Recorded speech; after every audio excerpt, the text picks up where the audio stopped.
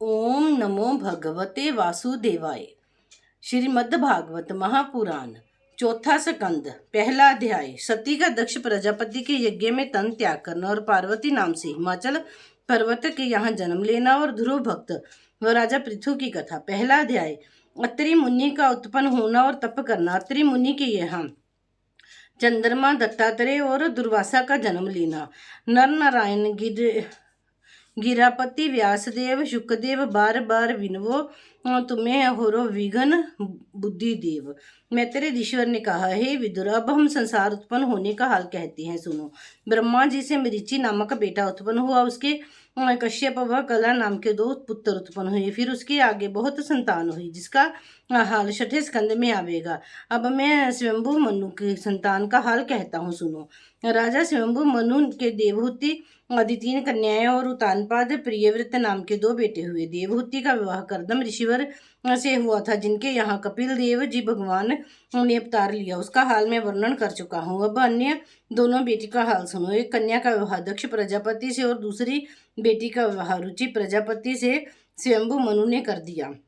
रुचि प्रजापति के उस कन्या से अत्रि नाम का बेटा उत्पन्न हुआ और अत्रि से 3 बेटे हुए। इतनी कथा सुनकर विदुर जी ने मैत्रेय ऋषिवर से कहा, महाराज, तीनों बेटों के उत्पन्न होने का हाल वर्णन कीजिए। तब मैत्रेय जी बोले, हे विदुर, अत्रि ने भी ब्रह्मा जी की आज्ञा से संसार उत्पन्न करने की इच्छा रखकर मन में ऐसा विचार किया कि मेरे पुत्र को भी संसारी जीव उत्पन्न होगा। इस वास्ते पहले परमेश्वर का तप करके पीछे से संतान उत्पन्न करे, जिसमें वह धर्मात्मा हो।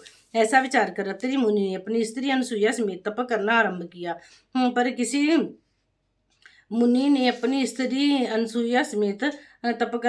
किया। पर किसी देवताओं का नाम न लेकर करता कहकर तप करते थे। जब 100 वर्ष तक तप करते करते बीत गए, तब ब्रह्मा, विष्णु और महादेव जी तीनों देवताओं ने जाकर अत्रि मुनि के दर्शन दिया। मुनीश्वर ने तीनों देवताओं की पूजा की और स्तुति करके कहा, महाराज, मैंने तो एक देवता का तप किया था, आप 3 देवताओं ने किस वास्ते मुझे दर्शन दिया? अब मैं अपनी कामना किससे मांगू? ये वचन सुनकर विष्णु ने अत्रि मुनि को उत्तर दिया कि तुम तप करते समय कर्ता का नाम लेते थे। हम तीनों देवता करता है, एक एक काम उत्पन्न, पालन और नाश जगत का करते हैं। हम लोगों ने आदि ज्योति निरंकार की महिमा से जन्म पाया है। निर्गुण निरंकार किसी को अपना दर्शन नहीं देते, उन्हें कोई आंख से देख नहीं सकता, पर जगत का सब काम उनकी आज्ञा अनुसार हम लोग करते हैं। अपने अपने काम पर जिसका वर्णन ऊपर हो चुका है, उनकी ओर से वर्तमान है। जो तुझे इच्छा हो सो हम लोगों से वरदान मांग। यह वचन सुनते ही अत्रि मुनि ने दंडवत करके उनसे कहा, महाराज, मैं भाग्यवान हूँ, धर्मात्मा पुत्र चाहता हूँ। तब ब्रह्मा, विष्णु और महादेव जी अत्रि मुनि को उनकी इच्छा पूर्वक वरदान देकर अपने अपने लोक चले गए। अत्रि मुनि ने यहाँ दत्तात्रेय विष्णु भगवान की कृपा से, दुर्वासा महादेव के आशीर्वाद से और चंद्रमा ब्रह्मा की दया से 3 पुत्रों ने जन्म लिया। उनमें दुर्वासा बड़े क्रोधी, आंख खोले उत्पन्न हुए। दुर्वासा, चंद्रमा और दत्तात्रेय से बहुत संतानें हुई। उनका नाम संस्कृत भगवान भागवत में लिखा है। इतनी कथा सुनाकर मैत्रेय ऋषिवर ने कहा, हे विदुर, स्वयंभू मनु की दूसरी कन्या का हाल भी, जो रुचि प्रजापति से विवाही गई थी, तुमको सुनाया। अब तीसरी बेटी जो दक्ष प्रजापति से विवाही थी, उनकी संतान का हाल सुनो। दक्ष प्रजापति के उस स्त्री से 60 कन्याएं उत्पन्न हुई। उनमें सती नाम की कन्या का विवाह महादेव जी से हुआ। दूसरा अध्याय। दक्ष प्रजापति का महादेव जी से बुरा मानना और महादेव जी को शाप देना। विदुर ने इतनी कथा सुनकर मैत्रेय ऋषिवर से पूछा कि महाराज, सती जी ने अपना तन किस तरह त्याग किया था, उसका हाल वर्णन कीजिए। मैत्रेय ऋषिवर ने कहा कि सती जी का विवाह होने के उपरांत एक दिन महादेव बहुत से देवताओं व ऋषिवरों समेत ब्रह्मा जी की सभा में बैठे थे। उस समय दक्ष प्रजापति वहां पर आए।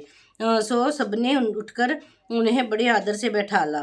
पर उस समय शिव जी, जो अपनी आंख बंद किए हुए परमेश्वर के ध्यान में मगन थे, नहीं उठे। उन्होंने दक्ष प्रजापति को दंडवत भी नहीं किया। इस कारण दक्ष ने क्रोध करके कहा, इनको लोग ज्ञानी, तपस्वी और सत्यवादी कहते हैं, ये बात झूठ है। इनका नाम वृथा देवताओं ने महादेव रखा है। हमने भूलकर ब्रह्मा जी के कहने से अपनी बेटी का विवाह महादेव से, जो एक लोकपाल के तुल्य है, किया है।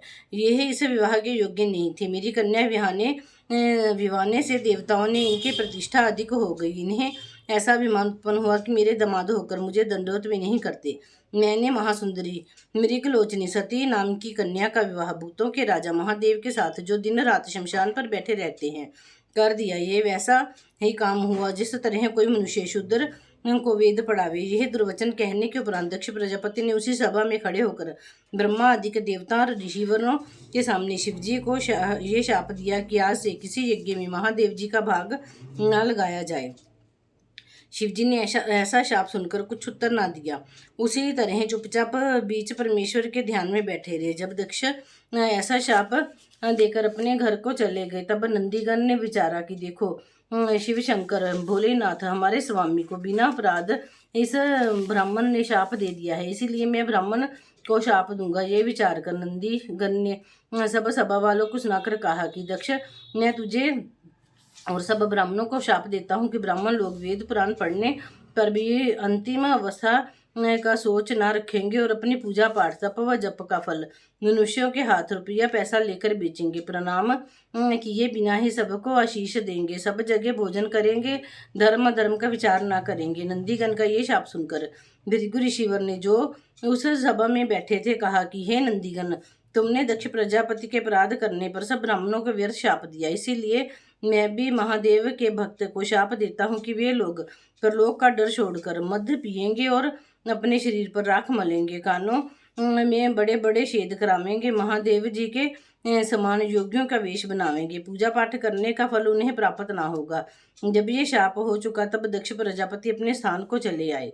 महादेव जी भी नंदीगण और भृगु ऋषिवर का यह झगड़ा देखकर नंदी बैल पर चढ़कर कैलाश को चले गए और समाधि लगाकर परमेश्वर का ध्यान करने लगे। सब देवता और ऋषिवर आदि भी उस सभा में का ये हाल देखकर दुखित होकर अपने अपने घर चले गए। दक्ष प्रजापति ने अपने घर पहुंचकर ये विचार किया कि मैंने देवताओं और ब्राह्मणों की सभा में ऐसा शाप दिया कि कोई महादेव का भाग यज्ञ में ना निकाले, पर इस बात का आरंभ पहले मुझे करना चाहिए। जब हम अपने घर यज्ञ करके सब देवताओं ऋषिवरों और ब्राह्मणों को बुलाकर महादेव को यज्ञ में ना भाग देंगे, तब अधिक अपमान होगा और कोई मनुष्य भी यज्ञ में उनका भाग ना निकालेगा। ऐसा विचार कर दक्ष प्रजापति ने यज्ञ की तैयारी करके सब देवताओं दैत्यों ऋषिवरों को न्योता भेज दिया।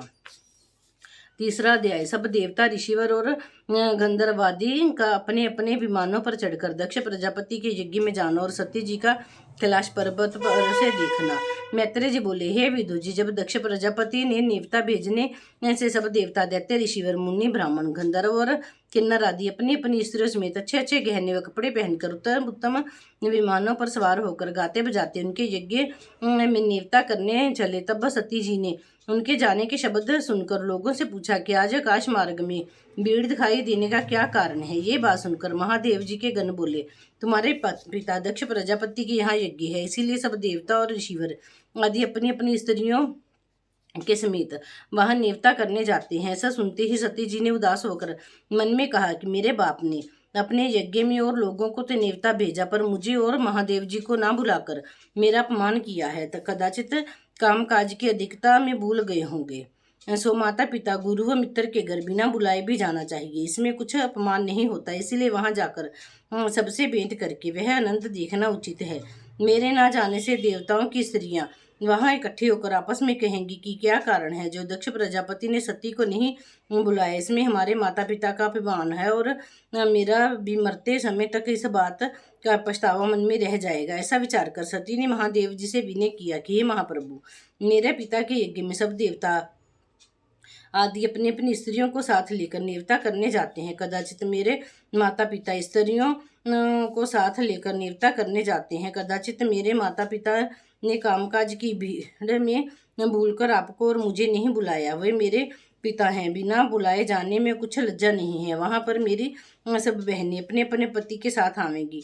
मुझे बहुत दिनों से यही इच्छा है कि कोई उत्सव का काम मेरे बाप के यहाँ हो तो मैं भी तुम्हारे साथ वहाँ जाऊँ। सो आप दया करके मुझे अपने साथ लिए वहाँ ना चलिए, सबसे भेंट करके मुझे परम आनंद होगा। सती का ये वचन सुनकर महादेव जी ने दक्ष प्रजापति की से शत्रुता होने का हाल सुनाकर कहा, हे सती, तुम्हारा पिता मुझसे शत्रुता रखता है, यदि वह मुझसे शत्रुता ना मानता तो बिना बुलाए भी हम जाते। अब बिना बुलाए उसके यहाँ जाऊं और वह मेरा आदर ना करे, अपना मुंह फेर लिए या कोई दुर्वचन कहे तो इसमें अच्छा नहीं है।